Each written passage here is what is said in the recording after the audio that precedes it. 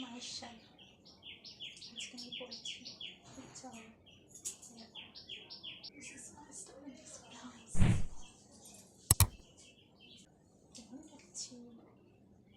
দাঁড়ানো বউ সাজটা তাই তো বলুন যাই হোক, এটা মায়ের শাড়ি, সো আজকে আমি পরেছি। তো আজকে আমার অফ ডে, বাট আমি কী করবো, আমার আবার অফ ডেতে ঘুম আসে না, মানে কাজে গেলে ঘুম পায়, এখানে থাকলে আমার ঘুম পায় না।